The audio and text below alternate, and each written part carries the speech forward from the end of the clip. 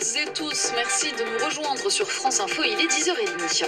Un an après l'effondrement du pont Morandi de Gênes, un hommage aux 43 victimes a lieu ce matin. Une minute de silence sera observée à 11h36 précisément. En France, 30% des 12 000 ponts ont besoin de réparation. Sur France Info, le maire de Crépy-en-Valois évoque une peur quotidienne des blocs de ciment qui tombent et des garde-corps rouillés sur le pont de sa commune de l'Oise. La mort d'un adolescent de 14 ans dans une colonie de vacances à Ramouzens dans le Gers. Hier soir, le jeune homme faisait de la balancelle quand il a été écrasé par un arbre. Une cellule psychologique a été installée. Une enquête est en cours.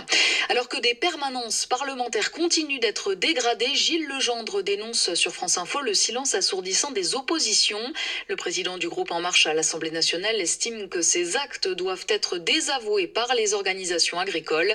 Une quinzaine de locaux tagués, le plus souvent contre le CETA, le traité de libre-échange entre le Canada et l'Europe.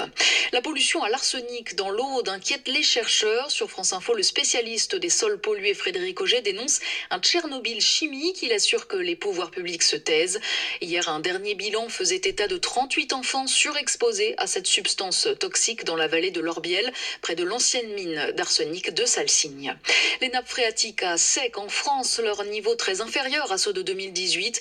Bilan du Bureau de recherche géologique et minière. Sur France Info, l'hydrologue Mathieu Basset prévient il faut s'attendre à ce que cette vidange continue jusqu'à l'automne. Le chômage à son plus bas niveau depuis 10 ans. Légère baisse au deuxième trimestre, 2 400 000 chômeurs, soit 8,5% de la population active, en baisse de 0,2 points. Le trafic a repris à l'aéroport de Hong Kong. Aujourd'hui, les manifestants pro-démocratie sont partis. Les vols ont été paralysés pendant 2 jours alors que la Chine hausse encore un peu plus le ton, dénonçant des agressions quasi terroristes contre des Chinois. Nouvelle alerte aux inondations en Inde. La mousson a déjà fait 209 morts. L'état du Kerala est le plus durement touché. Placido Domingo, accusé de harcèlement sexuel par 9 femmes. Le célèbre chanteur d'opéra rejette ces accusations. L'opéra de Los Angeles qu'il dirige va ouvrir une enquête. Et puis elle est montée à bord d'un voilier zéro carbone. La militante suédoise Greta Thunberg est partie d'Angleterre direction New York aujourd'hui.